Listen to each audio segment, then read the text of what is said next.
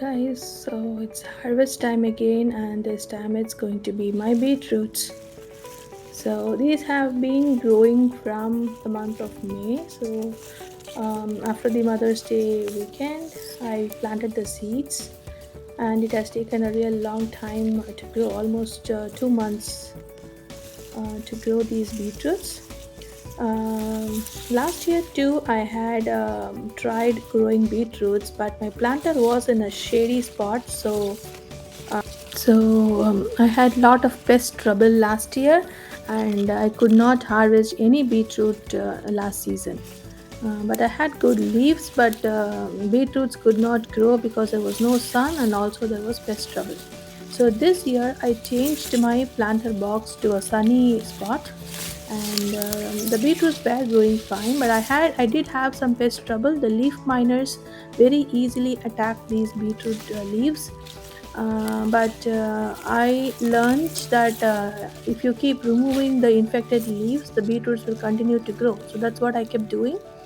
I kept removing all the beetroot leaves that had leaf miner infestation, and it didn't hinder the growth of the beetroots actually. So of course, I planted about 20 to yeah about 20 seeds. At least about 12 to 15 I got beetroots. Some of them didn't grow well. It's okay. I think there may be failures. It's not that easy to grow them. But okay, I was happy with this harvest.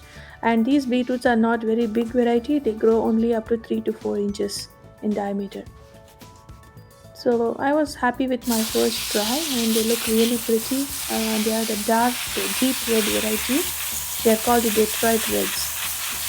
And yeah, so let's wash them up. The beetroot greens actually are good, and it had nice greens, but I'm not going to use the greens because there was a lot of pest trouble on the leaves.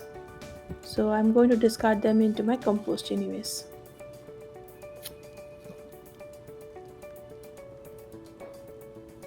So this is my rest of my harvest today. So I had also harvested some long beans, tomatoes, lady's finger, and cucumber, and also a bowl of the berries. So thank you so much for watching. Stay tuned.